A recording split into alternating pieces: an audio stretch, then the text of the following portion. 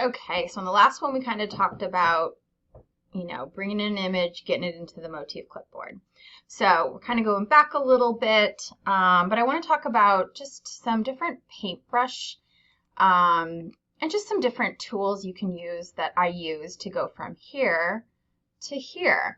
I know I've mentioned these in other tutorials, but I just wanted to kind of remind you of these specifically when it comes to cleaning an image, because there's not just a button you can push to go from here to here. You have to actually do some work to it. This is definitely where there can be some work to it. So first, I have some strays here. Like I just want that to go away. So the great thing is there's something called the, if I can find it, transparency brush. And I can just click on my transparency brush and I can just delete it. Now, again, you can always change whether you want it to be a circle, a square, a diamond shaped. Sometimes these squares are like, if you're cleaning up maybe a very sharp geometric shape, you might want to use this. There's the circle. Obviously, you can always make your actual paintbrush a little different. So, maybe if I wanted it to be more scattered, here, I can just give you like an example. Like I want the deleting to be a little more scattered. I'll just show you some of these kind of examples. Again, maybe if I want it to be, I don't know, you can just try any of these, and delete or paint in any of these. So these are all your little kind of paintbrush options. And right now I'm in the transparency brush, so I'm deleting things. So honestly, I just want the tried and true circle guy.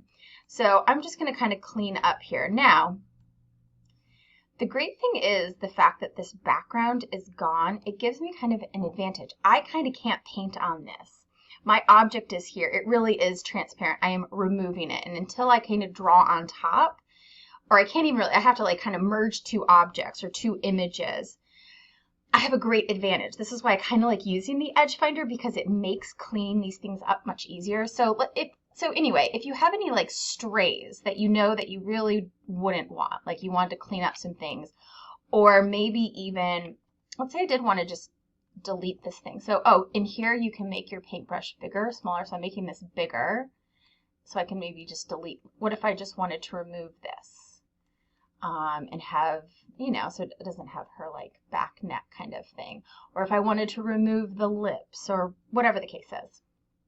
So I have all of this pink noise around this image.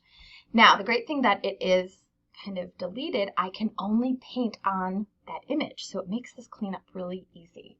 So I can go into the paintbrush. I want to use the black, the same black. Yeah, this is pretty good. See, so do you see how my paintbrush is actually over this? It can only paint what is actually, it can't paint over transparency because it's like cut out. Imagine like a screen, it's cut out. So I can clean this up so easily because I don't need a steady hand. And I have a terribly unsteady hand. I'd have been a terrible surgeon. So I shouldn't do this in life. So see, I can easily start cleaning this stuff up. So you can go through your whole image like I did and kind of clean this all up and get this a nice, very clear, image. Now, I understand there are some pixelations here, and in some ways, a lot of that can't be avoided. You'll always have a little bit of pixelation. I'll show you one more technique that you can potentially do. So another kind of brush that could potentially help with this. We're going to kind of try it. And obviously you have your full bucket in here if I wanted to change. Here, let's just go ahead and go into the fill bucket. Let's say I wanted to change this to, I don't know, a brown. I can change these colors. I can bring in a color. So I can go into here's my color palette. I can go in the color chooser and maybe you can find your Pantone book. And maybe I want to bring in like a yellow, and I can bring this into my palette to add a color. And this is where if I wanted to fill in any of this, oops, sorry, I didn't even, sorry, I hadn't selected the color. You know, this is where you can fill in some of these things. Now, I'm just doing this very quickly, but just to show you kind of some options that you have. But I want to show you one of my other favorite brushes, which is the effects brush.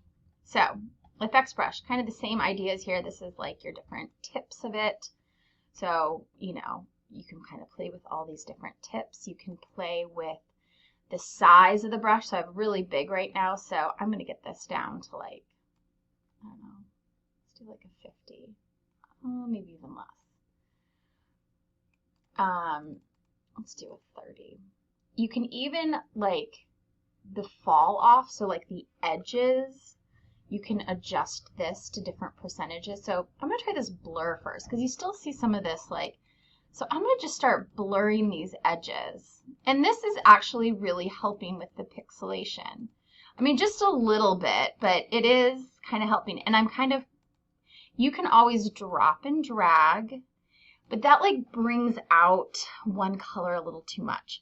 That's why I kind of like to do the multiple clicking. If you can hear that, like I'm click, click, click, click, click. And that can really help, you know, with, you know, some of the edging. It's not going to fix it all. I'm going to be very honest. So that's like a blurring one. That can sometimes help. Yeah, and you really can't do it on the edges here because there's nothing to really blur to. You can try all of these out. The other one I really like, so if you have a watercolor or you're trying to, I don't know, kind of create something cool, this one's really cool. I love the smear.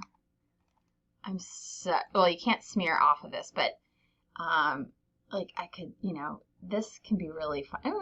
I mean, this could also be something to do to kind of, you know, you could play with that. That kind of makes a cool effect, actually, to kind of clean these things up.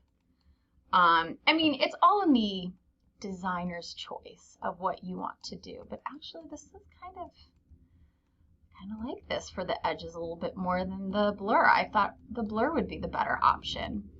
So anyway, just I'm doing this very quickly, and you know, you guys have a lot more time to really look at it and think of it and scroll in and scroll out and really start to make this, you know, exactly what you want. But I just wanted to show some of those brushes again and how to kind of utilize them for cleaning these images, for creating these images, whatever the case is.